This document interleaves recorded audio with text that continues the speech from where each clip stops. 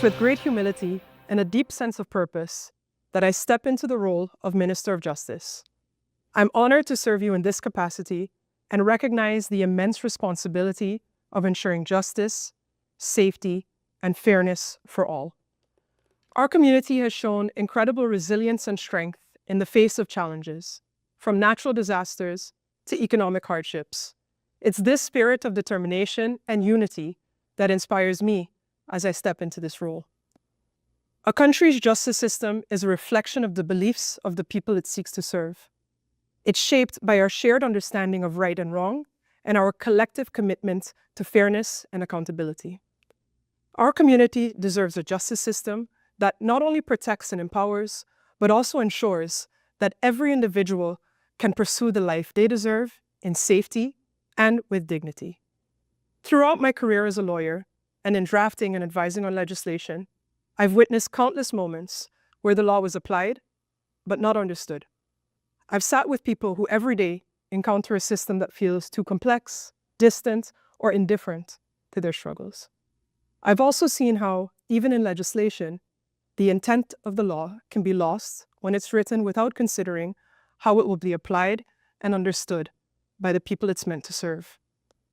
But I've also seen the transformative power of the rule of law when it's clear, fair, and accessible. Whether in the courtroom or the legislative process, I've seen how understanding the law can empower those who feel powerless in the face of injustice.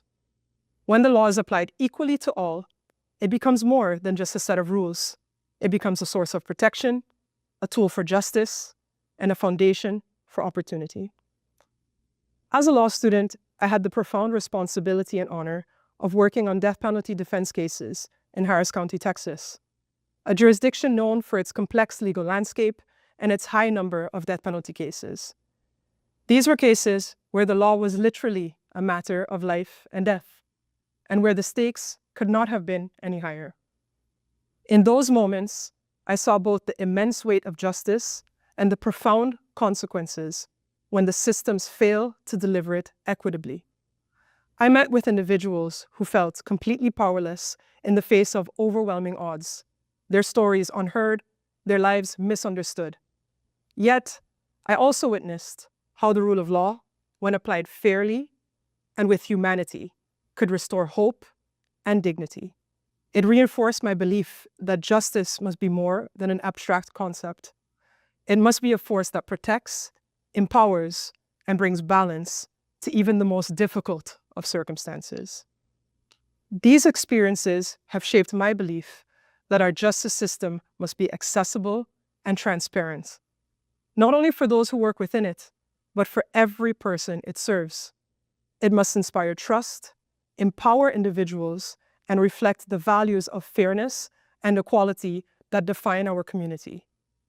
Our justice system must serve all who call St. Martin home, regardless of background, status, or circumstance. Justice must be a unifying force that protects and empowers everyone in our community. Justice is not just about enforcing laws. It's about fostering trust, building relationships, and creating a system that works for everyone.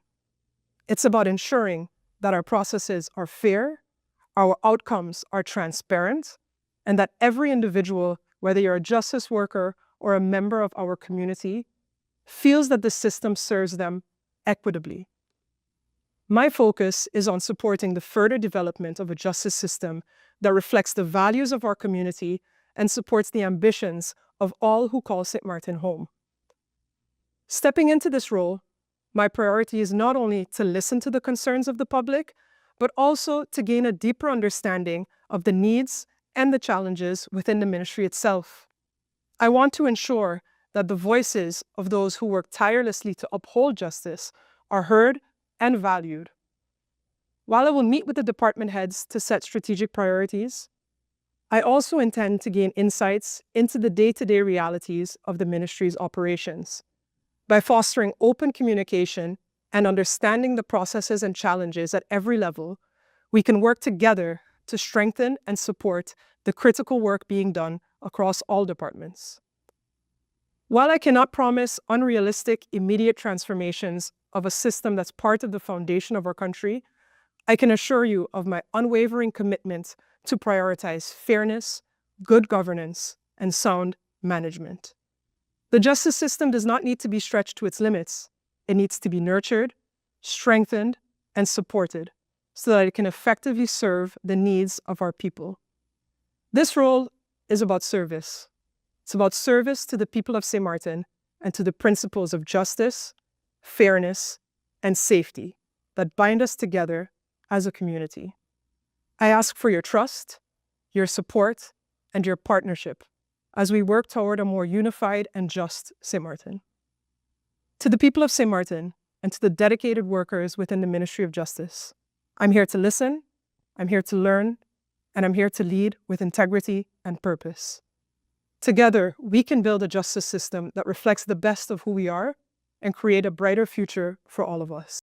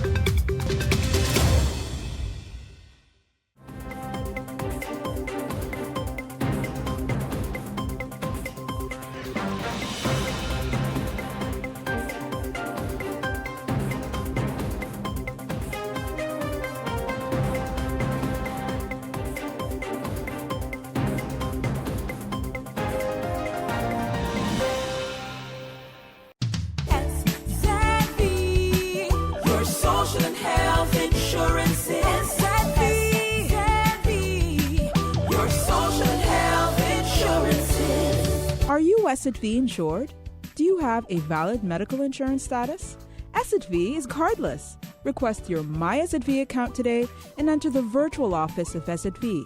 Go to sxv.sx and sign up now. SXM, yeah. Your social and health insurances.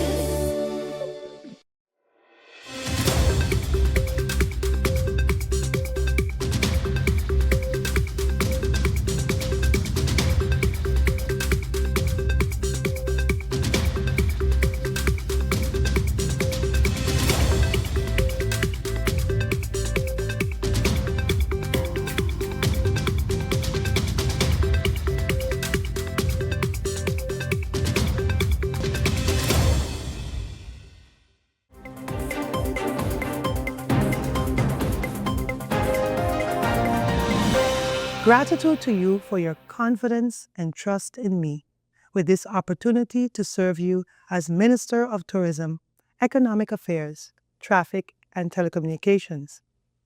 But above all, I am grateful to my Lord and Savior, Jesus Christ, whose grace reminds us that even in our darkest moments, there's always light and purpose. Our recent journey has not been without challenges. Disappointments may have tested us, but they have also taught us to become stronger. Every setback carries within it a seed of something greater. Over the past 6 months, I have taken the time to immerse myself deeply into understanding the engine of Tiat. With a renewed sense of purpose, I'm ready to lead the charge in reshaping, reforming, rebuilding, and restructuring for a brighter future. 2025 will be a year of accountability, growth, transformation. Together, we will confront the flaws that hinder the progress and embrace bold reforms that pave the way as we strive to build a brighter future for all in St. Martin. A St. Martin where opportunities are abundant for every man and woman to be able to live a meaningful and fulfilling life. Tourism remains without a doubt the cornerstone of our economy. As I said before, in the words of the late Dr. Claude Watty, tourism does not leave the island. Tourism is driven from an island. And definitely one of the ways to drive tourism away from an island is to allow its capital city to become unattractive and run down. That is why the beautification of the island is a top priority for me. We have everything that we need to make our island regain its place as one of the top tourist destinations in the Caribbean. I am not just referring to the sun, sea, and sand, which all other islands have too. Our biggest asset is you, our people. Hardworking, ambitious, strong, talented, and dedicated. We may not have the deep pockets, but we know how to stretch the little that we have made to make it much more. Prudent, judicious spending to get the best bang for our buck. That is what helped us reach this far. It is what will take us to the next level. Tourism, it is true, is everybody's business. To ensure it thrives, we will focus on beautification projects, making our island a more vibrant, safe, and appealing for both residents and visitors. By prioritizing sectors like cruise tourism, luxury yachts, private jets, working closely with stakeholders, we aim to restore St. Martin to its glory days.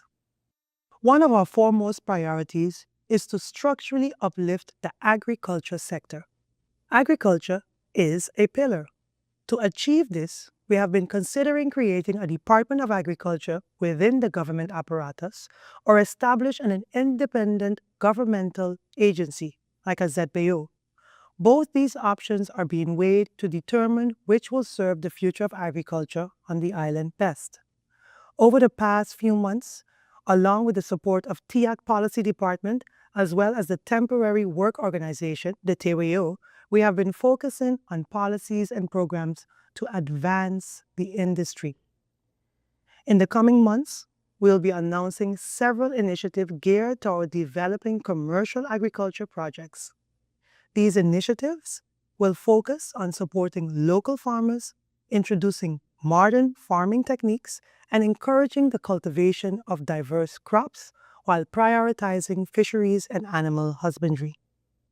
In order to fund our ambitious projects and ensure the sustainability of our public service, we must find innovative ways to increase the government revenue. This will involve exploring new revenue streams, improving investment climate, and promoting local entrepreneurship and businesses while reducing bureaucracy, which all leads to a stronger economy. New revenues will be allocated to areas that matters most: education, culture, sports, tourism, and business opportunities for all. Our investment vision is centered on creating a resilient, diversified economy that attracts sustainable foreign investment while empowering local businesses. We intend to establish an investment promotion agency which will focus on attracting foreign investment to our island. We will be closely working with the Ministry of Finance and the government entities to create incentives not only for foreign investors, but also for local businesses. To achieve a more balanced economic landscape, we would like to enhance various sectors, such as those that I have mentioned already, as well as others like in the entertainment industry, transshipment, culinary, agritourism, to name a few. Does all of this sound like a tall order? Maybe, but we have been there before. When everyone else thought we can only survive as a postal economy, we transformed this island into a leading tourism destination. Our history is full of heroic examples of the never say die spirit of our people. We have done it before. Together, we can do it again. This moment is not just about moving forward. It is about moving forward with purpose and unity. The initiative that I just outlined will require collaborative efforts across the ministries, including VRAMI, ECYS, Justice, and Finance, all supported by the dedicated team at TIAT. True progress comes from working together, setting aside individual interests and embracing a shared vision for the greater good of our people. Cross-ministerial collaboration is essential because the challenges we face demand a collective solution, not isolated efforts. Together, we can achieve so much more, and we can even accomplish alone. In conclusion, allow me to express my heartfelt gratitude to all the staff of the Ministry of TIAD and to all the members of my cabinet. Your support and dedications are the backbone of our success. Together, let us seize this opportunity to shape a legacy of growth, prosperity, and opportunity for the future generation.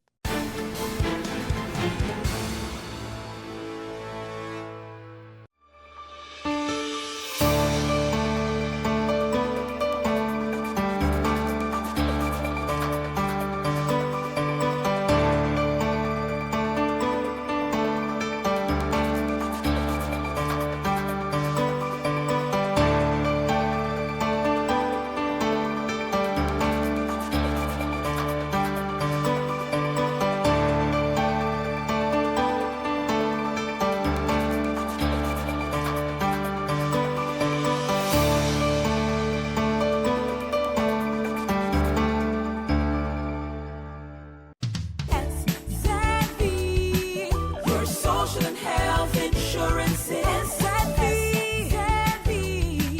your social and health insurances. Are you SXV insured? Do you have a valid medical insurance status? SXV is cardless. Request your My SXV account today and enter the virtual office of SXV. Go to sxv.sx and sign up now. SXV, yeah, your social and health insurances.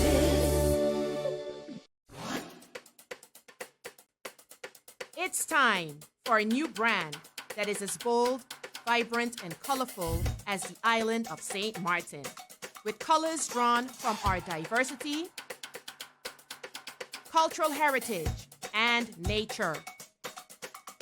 Our breathtaking beaches, waters, and sun, the majestic brown pelican, our national symbol, the radiant yellow sage, our national flower, the historic border monument signifying the Dutch and French sides, our exciting cruise, yachting, and boating ports, renowned Maho Beach and St. Martin Airport, the hub to the Caribbean.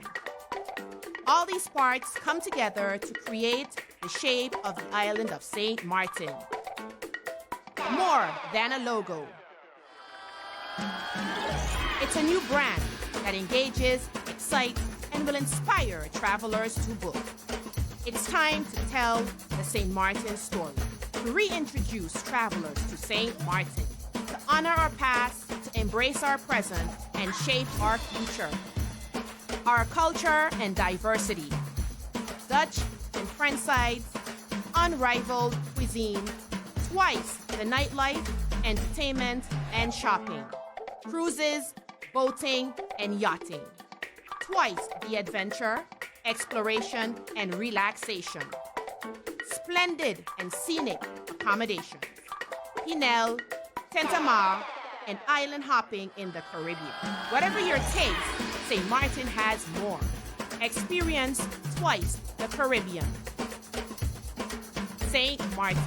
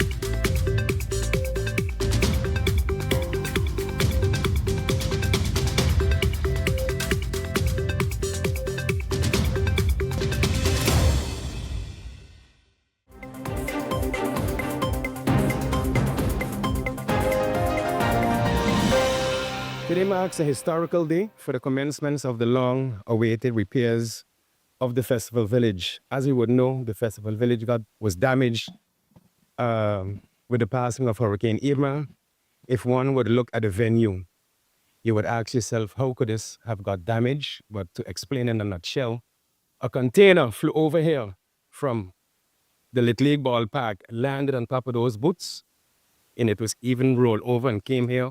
So I myself, with the forces, just to give you an idea of the forces that were experienced by Hurricane Irma, how the damage was sustained. And then if that wasn't enough, another container flew over there from the side of the receiver's office. If you could see, there's a light pole that got damaged. So it was actually 2 containers that damaged the venue. So the venue on itself is very resilient and hurricane resistant. The venue didn't got damaged due to the wind forces of the hurricane, but due to flying debris, mainly a 40-foot container on this side, another 40-foot container on that side. But the boots itself, the bleacher building, the stage, they sustained no damages due to the passing of Hurricane Irma. So thanks to where we are now, if all would know, the booth have some 79, the venue have some 79 booths. Phase 1 of these booths were realized in 2007 when the 79 booths were erected. And then the bleacher building here to my left, to my right, was completed in 2008.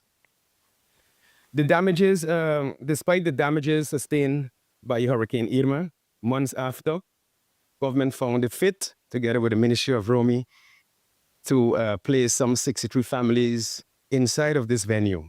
So the venue has been multifunctional. It has been multifunctional over the years. We have seen funeral ceremonies being hosted here. Wakes are being organized here. Church services has been ongoing in the bleacher building and all over the venue. As customary, despite the setback, our big bacchanal event known as Carnival has been ongoing. And thanks to SCDF, they has been also very creative in closing off this area to still make it look like, I would say, a dressed up wall. The challenge is to get this where we are today. I'd like to, first of all, thank Prime Minister Mercelina, who took the bull by the horns and he said, hey, listen, Kurt, come, this is the people's patrimony. This is our cultural heritage. What has to be done for it to get done? So I explained PM the steps that had to be taken. PM took the bull by the horn. It was a low-hanging fruit, and it was done. So PM, thank you for that. And a hand of applause to you for that. Insurance funds to the tune of 1.4 million guilders will be made available to this venue. That was also based on appraisal report that was carried out by ICE, Independent Consulting Engineers. And the scope of works entails the demolition and the rebuilding of 13 booths. Also the retiling of all 79 booths, the upgrading of the booths, because there has been some concern in the past from the health department that the booths should be outfitted with 2 face basins, one to wash hand and one in the kitchen area. So that issue would also be addressed. So in actuality, we kind of squeeze the funds during the bidding process to get the best for our buck. So I'd like to thank the contractor, Limitless Infrastructure, in the person of Mr. Jordan Holly and his father, Marlon Holly. I know the project went on bid twice. I know you had all rights when a project goes on bid for the first time. Your price is practically out there in the public because the numbers were made public. And if it goes on bid another time, you have a right to take government to court. So put it in your back pocket so you know for the next time. But the reason why the project went on bid twice, I don't know what to say.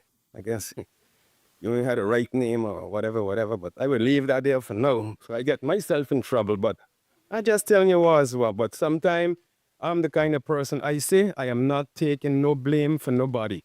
Because when push comes to shove, I want my name to be clear. The project, as we see it, SOG will also be a partner. Stichting Overheidsgebouwen, who manages the venue, will also be a partner. SOG has always been a partner all along.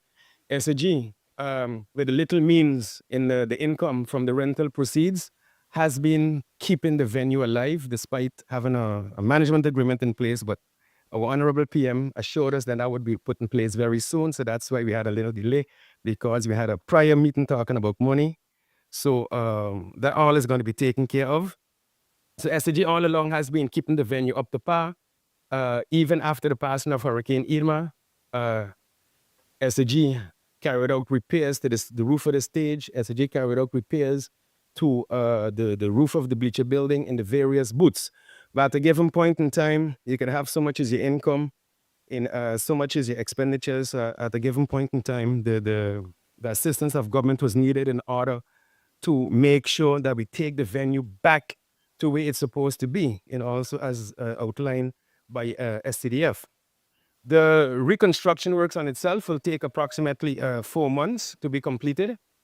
So it will be completed in time for Carnival, Mr. Rajuki. So you could rest assured that that will be the case. Mr. Holly, could you give me a guarantee on that now? Sorry? Yes. You heard that, Mr. Rajuki, huh? Okay, good. So Jordan, you know it is. So, but the planning did indicate at the end of February, or eventually, bad weather. But Limitless is a reliable contractor, so rest assured the works will be completed on time.